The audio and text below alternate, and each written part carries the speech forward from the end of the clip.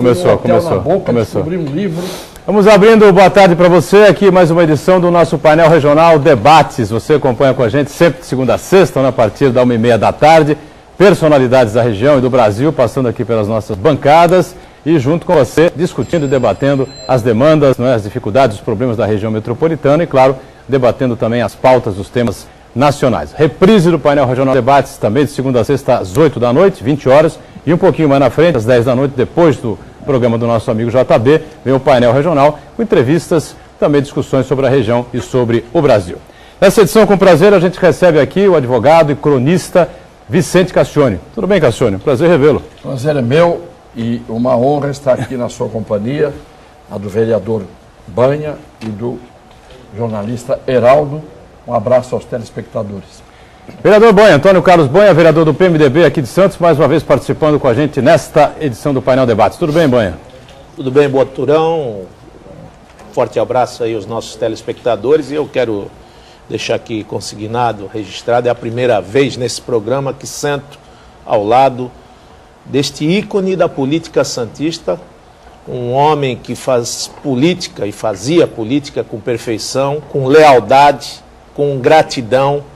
E digo, eu quero deixar aqui claro, sou um admirador do seu trabalho, da sua conduta, um homem que sabe colocar as palavras na hora certa, no momento certo.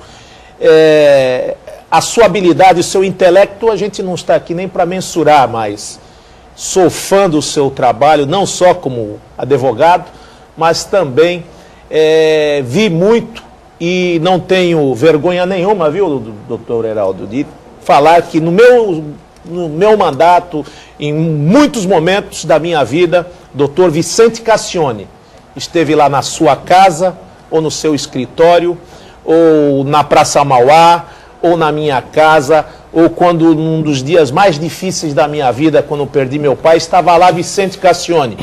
Então eu quero deixar aqui todo o meu apreço, o meu respeito, a minha admiração por esse homem, que na minha vida, ao meu ver, Heraldo, foi até injustiçado, porque com o seu notório conhecimento jurídico, ele não deve nada a nenhum daqueles ministros que estão lá no Supremo Tribunal Federal. E para nós, doutor Cassione, seria uma honra muito grande, porque teríamos lá uma pessoa ilibada, proba, com um senso infinito de justiça e com certeza uma pessoa que teve lá atrás, na Constituinte, conseguiu a primeira passagem no Conselho Nacional de Trânsito e, logicamente, representou a nossa região como ninguém. É uma honra estar aqui nessa bancada no dia de hoje. Muito obrigado. Muito bem, a gente na sequência completando aqui a nossa bancada nesta edição com o Heraldo José dos Santos, companheiro jornalista, mais uma vez participando com a gente. Tudo bem, Heraldo? Tudo bom, Boturão? Também estou bastante contente de poder dividir essa bancada hoje com o doutor Cassione, Vicente Cassione, um dos cientistas jurídicos que mais notórios desse país, um homem que, pela sua trajetória jurídica, muito me inspirou para que iniciasse também nas lides jurídicas e na política também deixou sua marca. Veja que nós, jornalistas, a gente sabe o quanto é difícil se projetar num Congresso Nacional. E esse homem, quando lá chegou pela primeira vez como deputado, já foi liderar o chamado Baixo Clero. Então veja a importância que tem Vicente Cassione, não só para as letras jurídicas do país, como também para a política. E mais ainda por ter estar ao lado aqui do vereador Banha, esse jovem político que eu também admiro muito e que certamente construirá uma trajetória que enobrecerá ainda mais a vida política e os vultos políticos da nossa terra de Santos. 30 14 52 81, você participa conosco via telefone, faz aí as suas perguntas, opina a respeito dos temas importantes, debate junto com a gente aqui, com o Vicente Cassione, com o Banha e com o Heraldo José também, pelas redes sociais, facebook.com/painel regional, aí para você participar conosco, curtir com a gente, compartilhar aqui com o programa.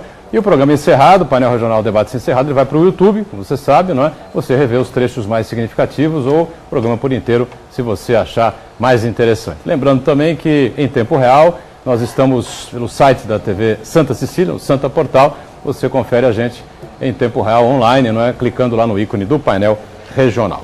A gente abre o programa sempre destacando os nossos parceiros, como é o caso do DL, né, o Diário do Litoral, que nesta edição circula aqui pela cidade, pela região metropolitana, trazendo na capa Ochoa para o Brasil. Né? Ochoa, claro, o goleiro mexicano, que acabou praticando lá uns 2 ou 3 milagres e evitou que a seleção brasileira, na minha opinião, injustamente vencesse a partida. Né? Acho que o Brasil chegou com mais eficácia ao gol, obrigando o goleiro a se mexer. Cassione, me ajuda aqui, por favor, recebe um exemplar e passa aqui ao Banha e ao Heraldo. Mas acho que no geral o 0-0 acabou ficando de bom tamanho mesmo, viu? E na sequência aqui a gente destaca também o Gazeta de São Paulo, que é do mesmo grupo, né? Do DL, do Diário do Litoral. E na capa traz também, né, a manchete referente ao jogo, né? Em jogo morno, o Brasil não supera a defesa mexicana. Foto do Fred aqui, que improdutivo, né, na partida de ontem. E ameaçado aí seriamente de substituição, né? Cassione, por favor, recebe aqui também o Gazeta e passa aí ao Banha e ao Heraldo José também. Bom, a gente tem uma série de assuntos interessantes e importantes para discutir, para debater, né? Mas eu acompanhei recentemente uma informação, ontem, não é? Uma das vítimas daquele famoso engavetamento de 2011, né? Acho que foi o maior engavetamento da história do sistema Anchieta Imigrantes. Ela venceu pela segunda vez, na segunda instância da Justiça, não é um processo que move contra a Ecovias por danos morais. Não é? R$10 mil a Ecovias tem que pagar, mas ainda, claro, evidentemente ainda tem aí uma terceira instância, um terceiro recurso, não sei se a Ecovias, a empresa que administra o sistema Anchieta Imigrantes, vai fazer uso disso, provavelmente vai fazer. Né? Agora, eu não sei quantos carros foram, o Banha moveu aí um processo lá no Ministério Público, né, de São Sebastião, pode também... De São Bernardo. São Bernardo do Campo, né, a respeito dessa situação, contra a Ecovias também. E uma única vítima acabou movendo esse processo. Se todos movessem, a empresa ia passar um perrengue, não, Cassione? O Edgar, você acabou de dizer, se eu ouvi direito, que foi uma indenização de R$10 mil. R$10 mil. É esse o valor que eu vi ontem pelas redes sociais. Isso é um deboche, como a gente está acostumado a ver. A justiça brasileira, em termos de indenização, fixa valores que, se eu fosse o autor da ação, quando me dissesse, olha, vai receber uma indenização por decisão judicial de R$10 mil, eu diria ao juiz ou ao desembargador que me deu esse dinheiro, que ele destinasse esse dinheiro e o colocasse em melhor lugar. Porque R$10 mil a Ecovias devia pagar para a gente transitar no sistema. Por tudo que a gente padece. Eu não digo aquele que ocasionalmente, uma vez ou outra, pega o sistema. Por tudo que a gente padece nesse sistema. Desde os comboios em que você fica confinado, sem que haja nenhuma neblina, e ninguém explica por que isso acontece. Desde uma pavimentação de uma rodovia, que é uma pavimentação que não existe em lugar nenhum do mundo, e quando chove, joga água para cima e ninguém enxerga coisa nenhuma. Um sistema em que os caminhões tomam conta de todas as faixas e não há um policial rodoviário sequer para colocar ordem naquilo. Aliás, se você quiser encontrar policial rodoviário, é 1h, 2h da manhã, naquele momento solitário em que não passa quase ninguém, aí ele para um carrinho aqui, outro carrinho ali, provavelmente com intenções, ele deve estar solitário, com intenções de uma conversa mais amiga, mais amistosa.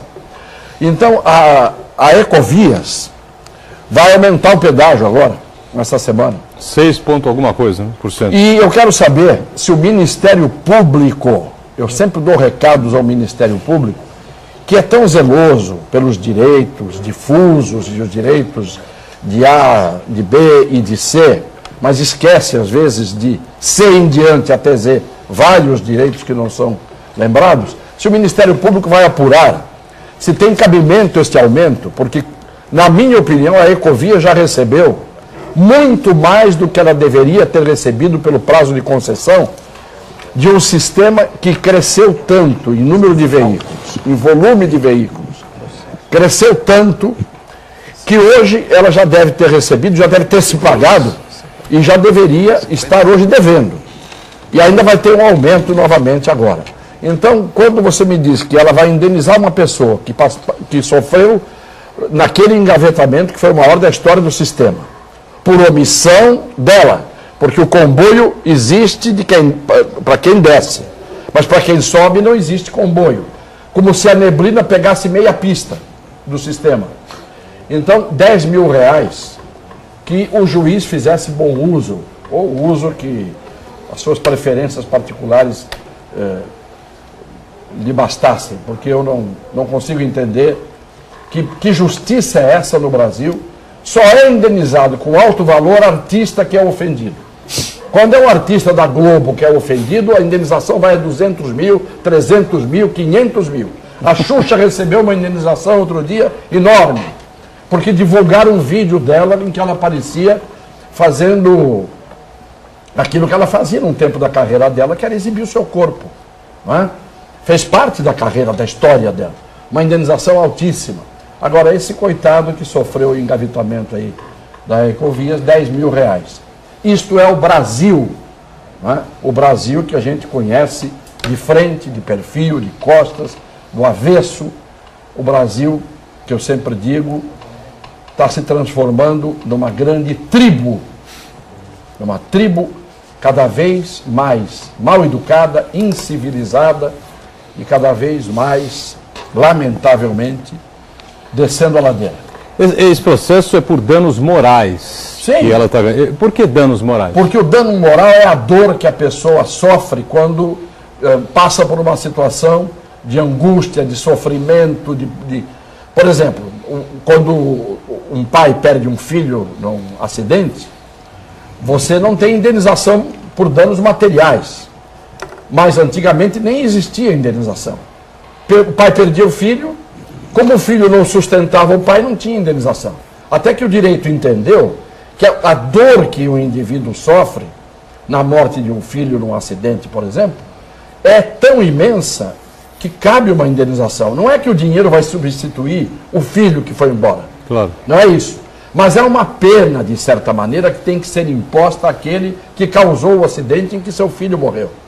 E é isto que hoje no Brasil, com atraso muito grande, existe.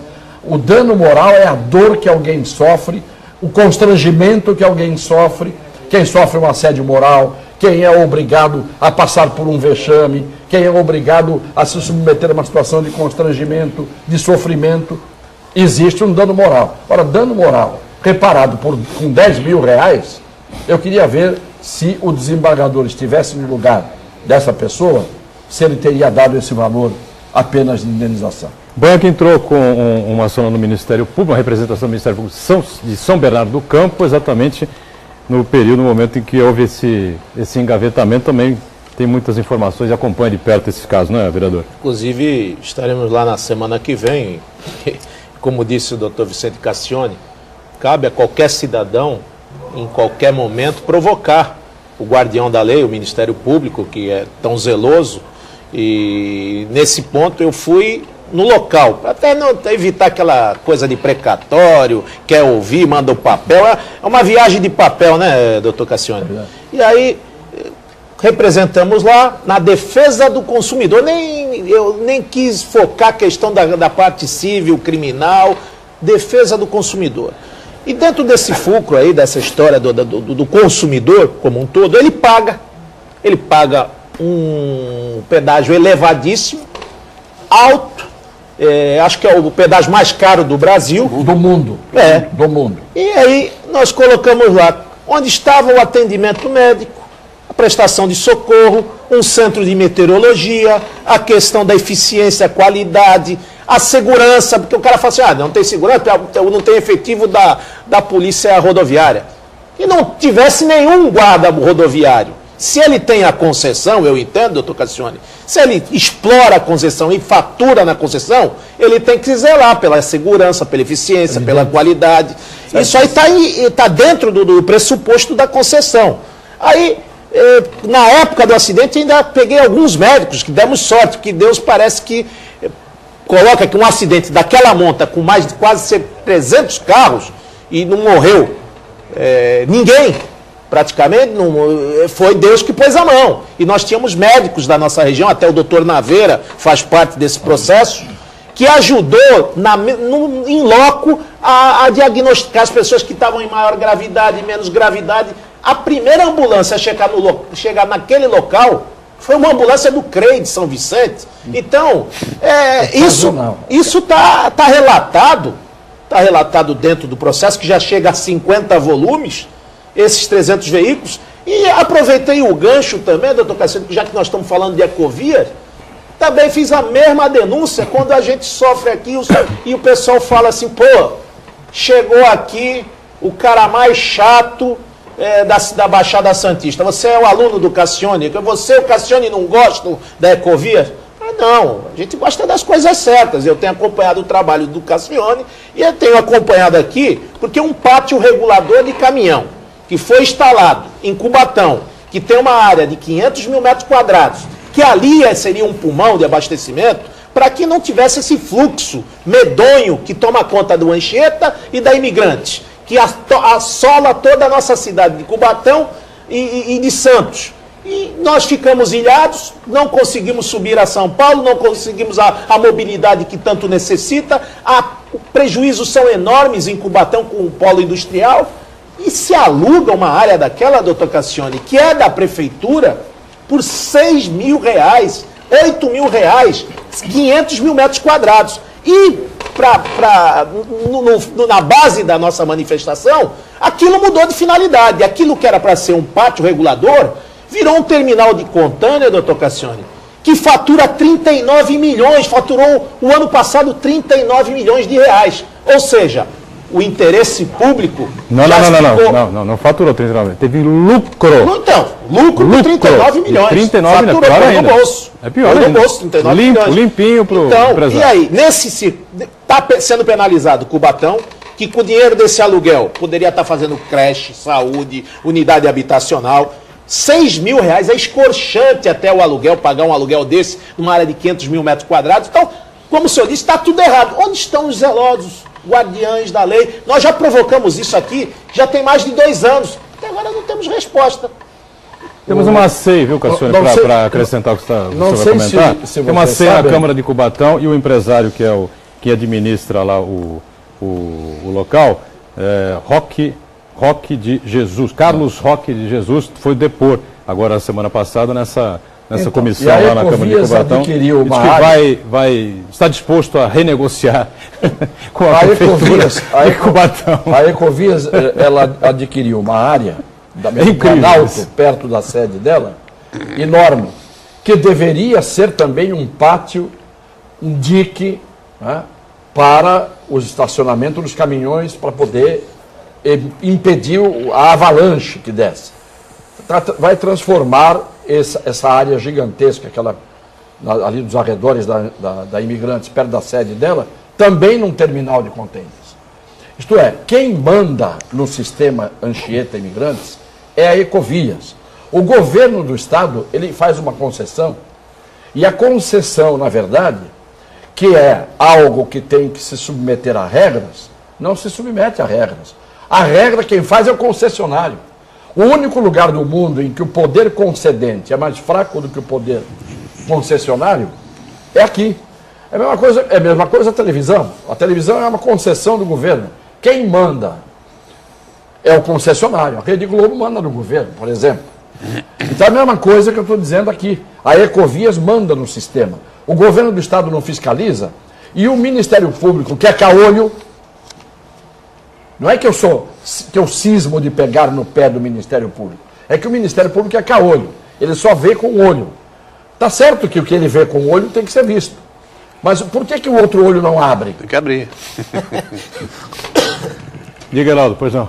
Eu vejo aqui o mestre Cassione falando do Ministério Público, dá saudade daquele Ministério Público que foi guindado, que teve todo o seu poder e a sua autonomia a partir da Constituição de 1988, que muito contribuiu o doutor Cassione, que atuou lá também. Né? E a gente vê aquele Ministério Público que agia de ofício, que era interessante. Saía uma situação na imprensa, alguma coisa assim, o Ministério Público já instaurava um procedimento investigatório. Hoje você representa para o Ministério Público e ele, antes mesmo de ler a sua representação, já promove o arquivamento. Ele não se digna a verificar se procede, se não procede, ou mesmo se valer dos instrumentos que tem, que são mais valiosos do que qualquer cidadão, para fazer uma investigação. Veja que nessa situação da Ecovias, nesse acidente mesmo que vitimou aí, ou que deu origem a essa indenização, após o acidente, os veículos foram recolhidos para uma determinada área e foram todos depenados. E a Ecovias, mais uma vez, não tem nada a ver com isso. Recentemente, nesses frequentes congestionamentos onde as pessoas são assaltadas na estrada, eu venho defendendo isso aqui há muito tempo, de que se promovam ações contra a Ecovias. Ela tem que dar segurança também. Não é só o governo do Estado através da Polícia Militar e da Polícia Civil. A concessionária tem, porque o lucro dessa empresa, aliás, esse contrato é um dos mais valiosos do mundo, né? Há uma CPI na Assembleia Legislativa, mas ela é toda formada, em sua maioria, pelo partido aí da situação, o PSDB, então a gente realmente fica descrente de que se apure alguma coisa. É uma casa da moeda, né? Porque ele ganha uma concessão tão importante do sistema imigrantes Anchieta e, ao mesmo tempo, já veio no pacote 2 terminais de contêiner. Mas os terminais não estavam, foi uma inovação deles com forte indícios de fraude, porque houve um desvio claro de finalidade ali. Mas não tiveram, durante anos, a competência para fazer com que, do pé da serra até a entrada da cidade de Santos, nós tivéssemos pistas suficientes para fazer com que nós não ficássemos obrigados a esse congestionamento de caminhões. O acesso à cidade de Santos, para quem desce a serra, é o mesmo de 1948, quando foi inaugurada a Via Anchieta. Isso é inadmissível. É verdade. É a única cidade do mundo, eu repito isso sempre, que eu conheço, é a única cidade em que você sai da estrada, sai da rodovia e para num semáforo de 3 tempos. Não existe isso em lugar nenhum do mundo. Você vai para qualquer lugar do interior de São Paulo, os governadores cuidaram de dar acessos dignos às cidades. Desde Valinhos, Campinas, Rondonópolis, onde você imaginar. Rocinha, aqui não. Aqui você para ali no Marilu, no velho Marilu, num semáforo de 3 tempos. Tendo à sua esquerda o famoso elefante branco, que ninguém conseguiu entender. O Aleijão. Que viaduto é esse que liga nada a lugar nenhum? Você sobe e desce para ir a lugar nenhum. E o que é pior, é o único tipo de saída de uma rodovia que é pela esquerda. Você vem vindo, os caminhões são obrigados a sair da faixa da direita, onde eles têm que trafegar, cruzar a faixa da esquerda para subir o viaduto da Lemoa. Como em todos os lugares do mundo, você tem que sair para a direita, faz uma alça e passa por cima. Claro. Aqui não, aqui você sai pela esquerda. Consequentemente, os caminhões ficam na fila esperando para entrar na Lemoa e param o sistema da Anchieta inteirinho. E isto tudo diante dos governos do Estado sucessivos que não se manifestam, isso da omissão de todo mundo, do Ministério Público, das autoridades, não é? Dos prefeitos que passaram pela cidade que poderiam ter exigido isso. Outro dia, só para dar um exemplo, porque parece que eu falo aqui na televisão e na hora H só fica nisso. Outro dia eu estava com o sem parar no meu carro. E o sem parar, na hora que eu vou passar pelo sem parar, Parou. Luz vermelha não acendeu verde. Eu não tive a menor dúvida. Você Acelerei arrebentou, o carro e levei aquela cancela. Aí começou a tocar sirene, apitou de tudo que era lado, aquela coisa toda, e eu simplesmente fui embora do jeito que eu estava. Porque eu estou com sem parar. Se está com defeito a máquina, eles que deixem aquilo aberto.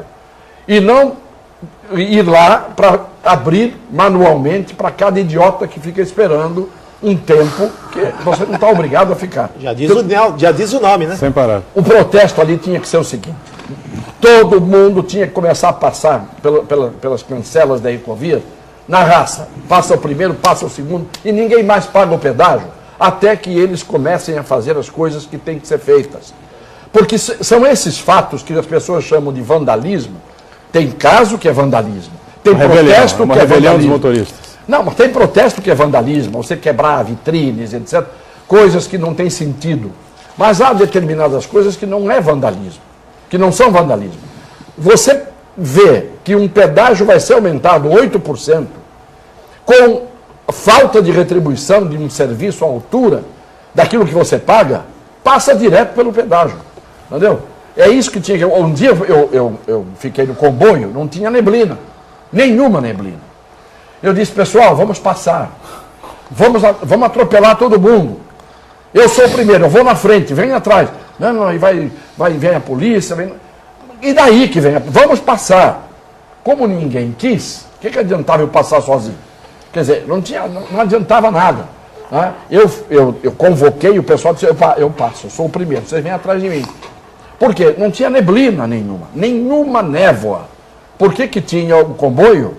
Pergunta para a Ecovias, pergunta para a Polícia Rodoviária. Vamos para o rápido intervalo, voltamos já com o nosso painel regional Debates, em instantes.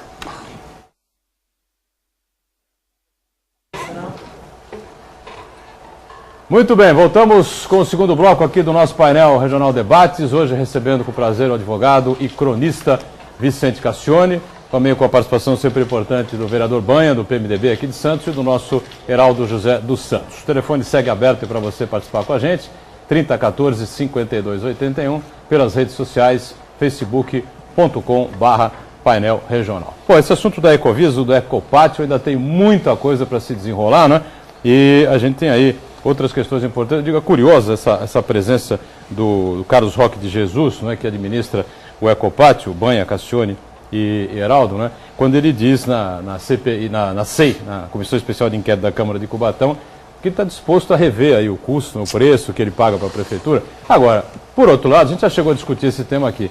A Prefeitura de Cubatão também não podia engolir um valor irrisório como R$6.000 por mês, né? Tremenda desídia, tremenda inércia, é um verdadeiro escárnio que se faz com o patrimônio público. E coisa que eu tenho boa ainda é a memória. Eu lembro quando inaugurou a Imigrantes e os periódicos da região questionaram, ficou uma beleza, a Imigrantes é de primeiro mundo. Eu lembro que tinham helicópteros, que tinham unidades de UTI, móveis, postos de atendimento, cada quilômetro um telefone da emergência, tudo de primeiro mundo, sinalizada, monitoramento de vídeo. E eu lembro que naquela época o doutor Vicente Cassione, por isso eu vou fazer essa pergunta, ele está aqui ao meu lado, e eu lembro, foi o único a questionar a questão da inclinação da rodovia, a aquaplanagem,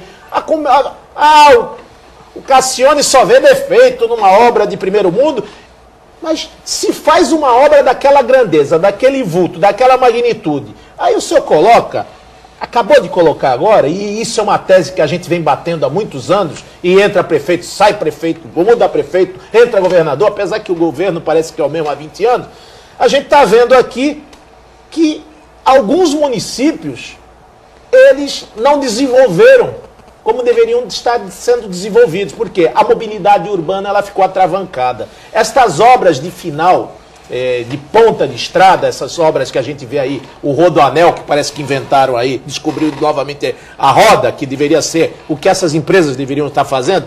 Eu quero ir na Praia Grande, vai sair direto na Praia Grande. Eu quero ir em Cubatão, já tem uma alça que sai direto em Cubatão, e assim sucessivamente. E a gente está vendo aqui o caos que se tornou a Baixada, essas questões dos semáforos que o senhor colocou aqui com muita competência. E o senhor não acha também que esse túnel que a gente vem brigando, porque se tem um incompetente tomando conta de um lugar que o Estado tomava, é porque o Estado também é incompetente junto com o DERSA. Porque o DERSA, eu nunca vi coisa pior. Porque se a Ecovias ganha dinheiro e faz esse serviço, por que o DERSA não estaria ganhando também? Então, paga o governo, paga aí a DERSA, não pode ser todo mundo incompetente. Deve ter má fé também, deve ter desídia, deve ter muita coisa irregular, doutor Cassione, porque não é possível o raio cair 3 vezes no mesmo lugar, são 3 tipos de administração e nós não temos o túnel até agora. Você falou, o sistema é de 48. Não poderia ter sido feito o túnel, agora fizeram uma obra em Cubatão, que está uma loucura aquela obra. Eles estão ganhando dinheiro em cima daquela obra e ainda aumentando o prazo de concessão. Quem fiscaliza isso? Os nossos gloriosos deputados estaduais não poderiam estar fiscalizando, eles não têm voz. O Ministério Público também não fiscaliza esse contrato, porque eu nunca vi uma empresa no estado de São Paulo nadar de braçada como nada a Ecovias, agora é Elog, Ecolog, Ecopátio. Eu não sei, é um grupo que vem crescendo às custas do dinheiro público. Na verdade, o vereador Banha, que é um dos mais atuantes vereadores que nós temos na Câmara Municipal de Santos há muito tempo. A verdade é que a Baixada Santista sempre foi o patinho feio das administrações federal e estadual, sempre. Vai para o interior do estado de São Paulo, é inacreditável a qualidade das melhorias que estão sendo feitas em todas as cidades do interior, nas rodovias, nas ligações, né, do interior. São coisas que a gente vê que são fruto de um carinho especial, de um olhar especial. Não é à toa que o governador Geraldo Alckmin tem a aprovação que tem no interior do estado de São Paulo, mas não é ele. A mesma coisa aconteceu no tempo do Mário Covas, que era santista, mas que deu ao interior um tratamento especial. A mesma coisa aconteceu no tempo do Quércia, que era declaradamente a favor do interior, ele era um caipira que ajudou o interior como ninguém. A mesma coisa aconteceu no tempo do Montoro. Aqui nós sempre ficamos na mão de governos que nos esquecem, como regra, tem acontecido sempre isso. Agora está começando a aparecer alguma coisa diferente. Agora, VLT está surgindo, alguma coisa. Mas era e foi sempre assim. Mas nós temos, fazer uma pergunta para nós você? temos o Porto de Santos, aquela parte toda, inauguraram o Museu Pelé, uma maravilha, né? Mas aquela parte dos armazéns do Porto, ali, que vão do Valongo até a alfândega, que são ruínas, está tudo caindo aos pedaços, aquilo não se mantém de pé, vai desabar sozinho. Não se pode mexer aquilo. Não se pode mexer. Você sabe que o Luciano, meu filho, é secretário do Meio Ambiente, de Santos, tem um projeto junto com o prefeito Paulo Gomes Barbosa, no sentido Paulo Alexandre Barbosa, de derrubar aquilo tudo para inicialmente, no mínimo, fazer um waterfront, quer dizer, deixar a visão do mar para quem está passando ali, que é um passo depois para uma construção de algo melhor, de um projeto. O promotor do meio ambiente está contra a demolição daquelas ruínas, daqueles trambolhos que estão ali. Eu acho que aí, nesse caso, deveria haver uma pressão, né, política em cima do promotor para que ele percebesse que o que ele está fazendo não é um benefício nem para a história, nem para o patrimônio histórico, nem para o patrimônio público. Ele está protegendo entulhos que vão cair, desabar sozinhos ali. Então, não é benefício para a cidade. Eu gosto do promotor Dauri, acho que ele é honesto e ele é diligente, ele é uma pessoa que tem convicções e defende as suas convicções. Mas, às vezes, precisa abrir o olho. Eu tenho, às vezes, convicções, uma pessoa chega para mim, pondera algo, eu tenho uma convicção, eu mudo, porque mudar de ideia, mudar de convicção, é normal quando você tem um argumento lógico que te demova da posição anterior. Uma fundamentação, né? Claro, para isso é que serve a argumentação, o ser humano fala por isso, senão nós estaríamos apenas latindo. Os cachorros não conseguem argumentar, Olhando, né? A não ser com os olhinhos. Eles argumentam, com os olhos eles argumentam, com o rabinho, mas nós temos condição de falar. Claro que muita gente ainda não descobriu que a fala é feita para a expressão da inteligência, né? E não da estupidez. Mas é preciso que a gente veja que a defesa do meio ambiente, a defesa do patrimônio histórico, não se confunde com a defesa cega de interesses que já não existem mais. Para que servem aqueles armazéns que há 40 anos estão desativados? Passem ali entre o Valongo e a alfândega, vão ver o estado em que estão aqueles armazéns. E a grafitagem que está acontecendo ali, os craqueiros, tudo isso como consequência de uma porcaria que está no Centro Histórico de Santos. E o Ministério Público não permite. No entanto, permite ou não vê outras coisas muito mais graves acontecendo. Parece que nós ganhamos mais um defensor da nossa tese. Muita gente está confundindo aí coisa velha com patrimônio histórico. Já engessaram, eu queria até deixar essa colocação. Porque senão eu seria patrimônio histórico da cidade. Você será um dia. Não, as coisas antigas como eu. O que o senhor acha desse Alegra Centro aí? O Heraldo vai fazer uma colocação. A minha posição é a seguinte, professor. O senhor não acha que esse excesso de tombamento, ele engessa a cidade, ele corta todos os ligamentos, quer dizer, você não irriga mais nada. O senhor falou do Porto ali, da região do Porto, mas todo aquele entorno vai se degradando. Daqui a pouco a gente vai só ver Cracolândia lá, aqueles zumbis andando por ali. Heraldo, quem vai investir naquela região? Bom, eu estou à vontade para falar, porque você sabe, você já esteve lá, o Banha já esteve lá. O meu escritório está exatamente, é um edifício tombado, que está fazendo esse ano 100 anos, e como homenagem aos 100 anos do meu edifício, os grafiteiros estão decorando o edifício. É uma homenagem aos 100 anos que ele está fazendo. Eu investi, o Laíno investiu, a Osana, muita gente investiu no centro, achando que, evidentemente, o centro seria o futuro, né, daquela área, apesar de ser o lugar mais antigo da cidade. Acontece que você pega a Senador Feijó. Senador Feijó é um monte de ruínas, né? Prostíbulos, ruínas, aquele espetáculo ali a céu aberto, e não se toma providência. No entanto, se eu quiser mudar uma porta, uma janela do meu escritório, eu estou proibido. Agora, isto tem que se dizer, isso só pode ser mudado pela legislação municipal, que é a atribuição da Câmara Municipal de Santos. A gente pode criar um destombamento, como a gente viu no Congresso Nacional, lá tem a lei do destombamento. Você fundamenta. Agora, o que a gente viu... Aí, pode mudar o zoneamento.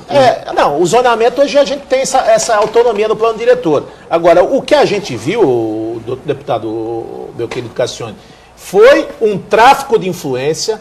O que tombaram de imóvel à torta, ou se o cara não caía no tombamento histórico, era tombamento arquitetônico. Prejudicaram até um senhor doqueiro ali do lado da Conselheiro Neves, do lado do Detran, que tombaram aqui o imóvel do cidadão e diz que remetia ao tempo do café. Então as fundamentações são pífias, fizeram lá um verdadeiro imbróglio e parece ainda, deputado Cassione, que quem faz as obras e quem fiscaliza são da mesma família. São entes da mesma família. O presidente do Condepasa era a família. E o arquiteto também pertencia. Então, essas coisas... São eles que mandam e desmandam nisso há muito tempo. É a vontade deles. Você acabou de dizer, são os caudatos. Isso. Deixa eu fazer eu dou nome aos bois porque eles é que mandam. Estão cheios de boa intenção, mas tem que ter flexibilidade. Deixa eu fazer um rápido intervalo, a gente volta nesse tema, que é um assunto que gera muita polêmica, né? Muita participação dos telespectadores nessa coisa dos tombamentos aqui na cidade. Em instantes a gente volta aqui. Canais, qualquer tipo de coisa que faça nos canais tem que ter autorização para o Condefat? O Dimur Mesquita, aquela aberração. Voltamos, terceiro e último bloco desta edição do nosso painel Regional Debates, com a presença sempre importante do advogado e colunista, articulista, não, né? Como é que eu estava chamando você? Cronista, não é? Você tem competência para ser articulista, para ser... Heraldo, para ser cronista, articulista, colunista, enfim, né? Cronista, Vicente Cassione, com o vereador Banha do PMDB e com o Heraldo José dos Santos participando com a gente, o assunto que estava se fechando e que fechou o bloco anterior, os tombamentos aqui na cidade de Santos, né, a questão do Alegra Centro, outros tombamentos importantes aqui que aconteceram na cidade, e o mais cruel deles todos, não sei se a mesa concorda aqui comigo, foi o da família aqui na Avenida Conselheiro Nébias, né, aquela residência em que agora a família está presa, né, dentro do próprio patrimônio, com dificuldade financeira, com objetivo, tentativas 1000 de tentar vender a casa não vem compradores, não é isso? Casa de herança de um portuário, nosso querido Tarja Preta, que está nos assistindo agora. Ele mesmo. O Tarja Preta? É. E agora, essa coisa do tombamento tomou conta da cidade, inclusive também dos canais que debatemos bastante aqui na última semana com a presença do presidente da CT, o Antônio Carlos Gonçalves, o Fifi, né? Que na época em que era secretário de obras bateu pesado contra essa questão do tombamento, no governo do ex-prefeito Beto Mansur. Os canais estão tombados também. Qualquer intervenção que se pretenda fazer, que se queira fazer, que seja necessária fazer nos canais da cidade, é preciso ir lá e pedir autorização ao Condefat. Né? Mas a Rangel Pestana tinha um canal, não foi coberto? Foi coberto, claro. Então, claro. E não aconteceu nada. Pouca gente sabe, muita gente que mora em Santos, não sabe que desde o mercado até o Canal 1, há um canal na Avenida Rangel Pestana e na Campos Salles. Pouca gente sabe. Né? Que ali está tudo coberto. E era um canal como os outros. Né? Agora, diz que estão planejando tombar, inclusive, o Oceano Atlântico. Aqui em frente à cidade, vão tombar o Oceano Atlântico. Ninguém mais pode entrar ou sair também. Entrar no Oceano Atlântico aqui em Santos também é um Agora, risco. o Boia falou do projeto da lei no Congresso Nacional de destombamentos, não é? Isso é viável? Como é que isso pode ser aplicado aqui na cidade? Enfim. Os tombamentos que são justificados de acordo com os padrões que a gente entende que no mundo inteiro são vigentes, há coisas em que você não pode mexer. Mas tudo é possível quando se quer. Não é? Eu estava dando exemplo agora aqui pouco no intervalo do Parque Balneário, que era um patrimônio da cidade e acabou. Quando se quer, se dá jeito. O problema é, o tombamento ele deve existir. O que tem que haver é uma flexibilização. Se você não faz isso, o que acaba acontecendo? O que muita gente fez no centro histórico. Tirava o telhado, deixava a água apodrecer as paredes e o telhado, aquilo desabava. Quando desabava, o sujeito dizia, olha, desabou. Agora não tem mais jeito. Limpava o entulho e fazia o estacionamento aberto. Muita gente fez isso. Quer dizer, como é que você faz para se livrar do tombamento no papel? Cria o tombamento físico, você faz desmoronar o edifício, ele tomba. Não é assim que tem que ser. Porque sempre se falar em tombamento, o Teatro Guarani, que foi restaurado, etc, é muito bonito isso. Mas ele foi pintado. O Teatro Guarani não poderia ser pintado nunca. Quando eu fui restaurar o meu prédio, que eu comprei, me disseram, não pode usar tinta. Isso é massa raspada, tem que ser no original. Muito bem, eu fui obrigado a ter uma despesa muito maior, um trabalho muito maior para fazer a massa raspada. Teatro Guarani, deram lá uma mão de tinta, ele está pintado até hoje, que é um patrimônio municipal, que é um teatro que tem história. Então, pega o prédio em frente ao meu prédio ali. Mas foi reconstruído, né, na verdade. Né? Não, eles... Restauração. Restauraram o chão. Que não podia pintar. Não, interno também houve... Era mato para todo lado ali. Mas teve que manter as paredes. Não, fizeram restauro. Não, fizeram o desmatamento do teatro, que estava todo... Parecia uma floresta amazônica, né? Saía planta. Aliás, no Senador Feijó também está acontecendo isso. Né? Plantas nascendo das paredes dos prédios. Alguns ameaçados de cair, com proteção. É o que eu sempre digo, um olho vê, o outro olho não abre, não vê. Nós temos que ter mais flexibilidade nessa cidade, as pessoas têm que ter capacidade de visão. Barcelona, quando foi sediar os Jogos Olímpicos, fez a Barceloneta. Isto é, arrasaram tudo que tinha de velharia ali e fizeram um negócio espetacular. É verdade. Né? Por quê? Porque são pessoas inteligentes, sensíveis, que sabem. E eles conseguiram mesclar o patrimônio histórico com coisas modernas, claro, e deixar essa questão, acho que foi essa coisa convivência o que mais agrediu na legislação foi esse tal de raio de proteção, não sei de onde. Eu não conheço essa trena. Tem trena que ela estica um pouco mais para um lado do que para o outro. Nós temos ali, para falar, vamos falar aqui. Senador Feijó, com a Praça da República. Se o patrimônio histórico é alfândega, por que o Washington teve que restaurar o seu prédio e do lado tem um prédio totalmente envidraçado? Já começa por aí. Qual é o tamanho da trena? Se lá na ponta da João Pessoa e na General Câmara, tenho que respeitar o nível de proteção. Então, aquele prédio, A trena não chegou lá? Ou se chegou, chegou de outra forma? A mesma trena que você está falando está permitindo que a Petrobras, do lado do Valongo ali, faça um arranha-céu como está fazendo. Normal, isso existe em todo lugar do mundo. Você está em cidade moderna e de repente você dá 100 metros, você está no centro histórico. E o centro histórico não é incompatível com a modernidade ao lado. Claro. Você pode ter isso. É evidente que pode. O que você não pode é tombar e preservar entulhos, ruínas, velharias que não têm mais capacidade de restauração, de reconstrução, de preservação. Então vamos modernizar para conviver o que já existe de antigo com o que deve ser desfeito para modernizar. Nesse sentido, professor, eu lembro muito bem quando da construção daquele edifício ali, o Nilo Branco, que na verdade é um prédio amarelo, Sim. ao lado da Frente Bolsa. à Bolsa do Café, Nessa é época, exatamente isso. Rua 15 com Frei Frei Gaspar. Gaspar com Rua 15. nessa época eu fazia a cobertura ali da área jurídica, e, incluindo o Ministério Público. E É o prédio mais feio de Santos. E um promotor do meio ambiente disse que ia ingressar com uma ação para demolir o prédio. Ele perguntou o que eu achava. Eu falei, não, eu acho que o senhor não deve fazer isso. Goste ou não goste daquela obra, ela vai ter que conviver. Ele pode conviver muito bem. Construiu na legalidade, Não é? né?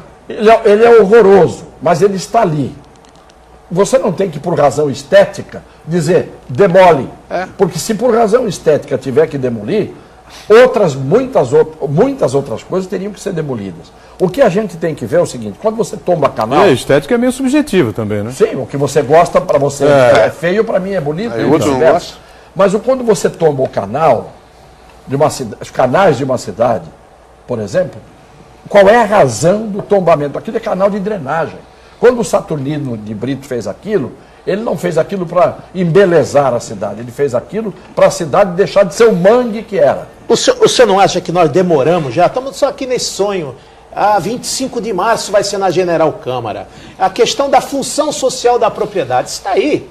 A lei do Estatuto da Cidade, 2001, nós estamos em 2014, já não perdemos tempo demais, Cassione, para a gente implantar unidades habitacionais no centro, Claro. porque vai se aquecer todo o mercado, vai ter padaria, vai ter açougue, vai ter farmácia, vai ter comércio, vai ter emprego. O cidadão não vai precisar seguir trajeto daqui para Piruí para trabalhar, ele vai trabalhar debaixo da sua residência, vai economizar a mobilidade urbana.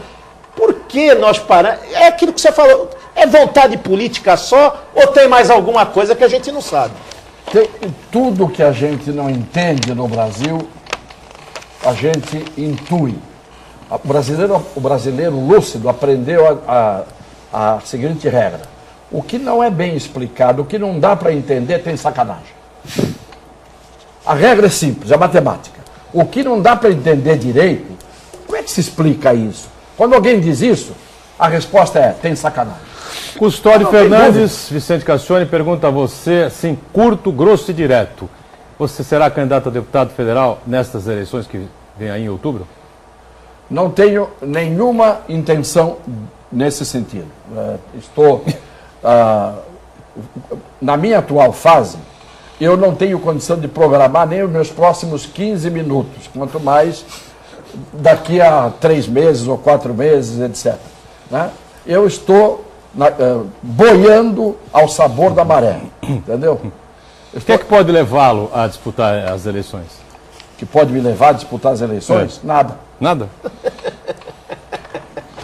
Marco Telinha Conceiçãozinho Guarujá. Boa tarde a todos, boa tarde a você, obrigado por estar conosco aqui. Deixa eu voltar o TP aqui, né? Admirador do trabalho do Banha e do advogado Cassione. É uma pena que você não esteja mais como deputado. Você acha que o VLT é o modelo ideal de transporte aqui para Santos? E o projeto do túnel? Qual é a sua opinião? Você já falou do túnel e ameaçou falar do VLT. Você pode completar então, Cassione, o Banha também, O claro, VLT é ótimo. Eu acho que tem no mundo inteiro. Ainda agora, eu fiz uma viagem ao exterior, numa região da França.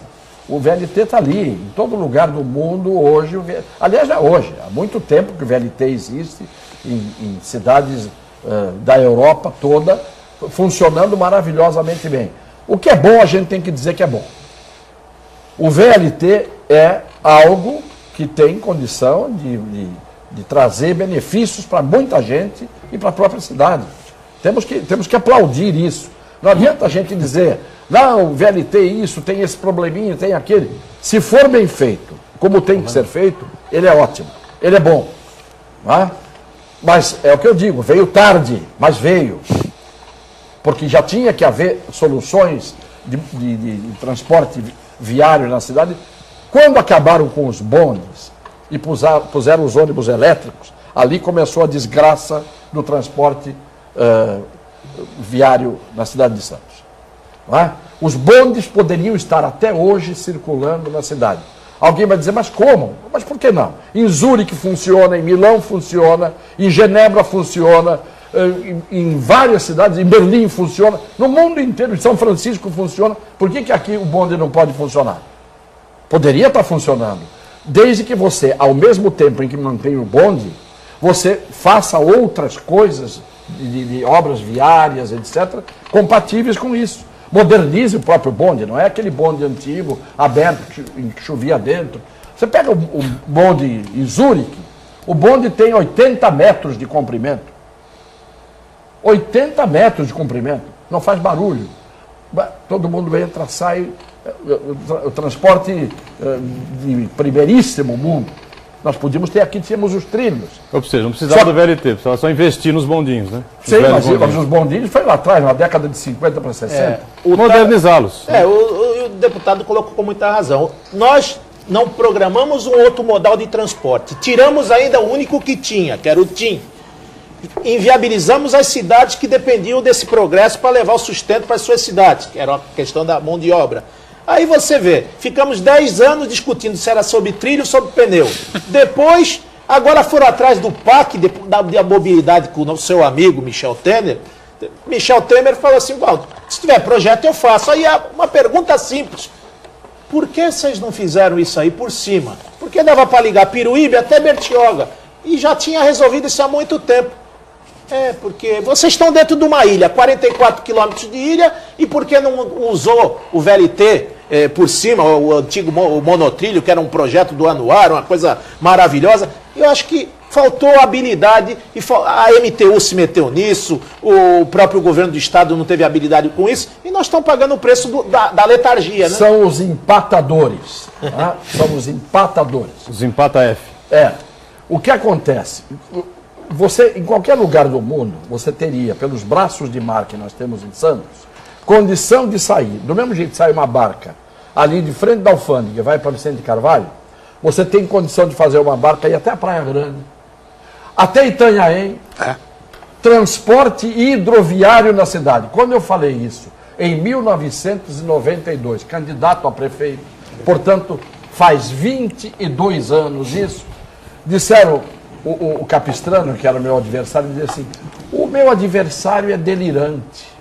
Isto é, quando você tem uma ideia que o mundo inteiro já teve, boa ideia, que não é sua, é de copiar o que é bom dos outros, você é delirante. O grande problema da cidade de Santos, da nossa região, é que aquilo que é bom, você não pode fazer porque tem sempre um sujeito para dizer que é ruim.